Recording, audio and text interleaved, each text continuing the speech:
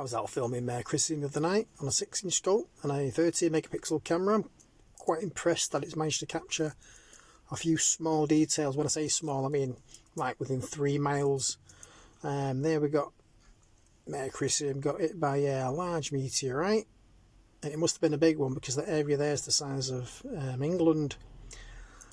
I've got a few facts up there as well. But those craters there that you can see there, one's called Picard, one's called Pierce, one's called Grieve, and one's called Swift, a small one. The really tiny one just glimmering there, it's called Swift. I do circle them, and I've got the distances of that Swift. That's Picard. The one below it's called Grieve. That Grieve one there is about 8 miles. There it is, that one there circled, that's about 8 miles. That's Picard there. Then you've got Pierce, that's the other one that's circled there, that's glimmering. That is, I think it's about 6 miles, that. 6 miles or so. Those mountains, those stretch up to about 2 miles deep. And that Picard crater, that one there, that I've just zoomed in on, that's quite interesting. It actually has been impacted, it goes down about 2.3 kilometres deep. It's deeper than the actual lava flow. So at the bottom of that crater is the original moon prior to it being filled with lava, which is pretty interesting really. Maybe that's why the Soviets sent so many probes up there.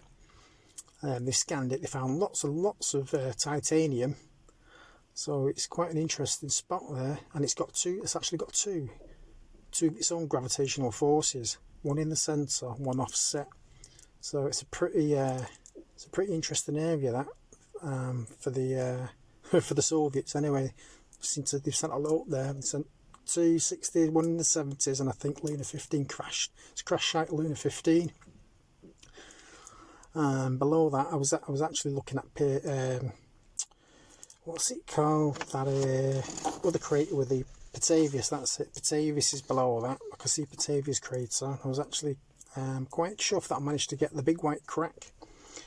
It's known as RIMA PETAVIUS, and it stretches 55 miles across the crater floor, right from the centre. The whole crater is 110 miles wide. We'll come down to it in a minute. We'll just pass a few more craters, and we're coming down to it. It's at the bottom of these craters here, but it's quite interesting. I mean, there's part of me that thinks it's been excavated because they actually don't know how they theorised it was formed by geological activity, volcanoes and so forth, but there's lots of cracks in there that you can tell were done, by something coming up from below.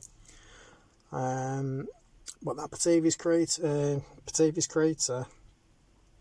the crack in it it's quite straight. Well, it's not straight. The white bit of it is straight. You can see the dark parts of RIMA that look quite natural, and there's parts of it that look unnatural. But I'm not a geologist, am I? I'm just someone looking at it through a telescope from 250,000 miles away on a 13 megapixel phone camera. But here it is anyway. You see that there? I've actually got some pictures of L-Rock of this crater.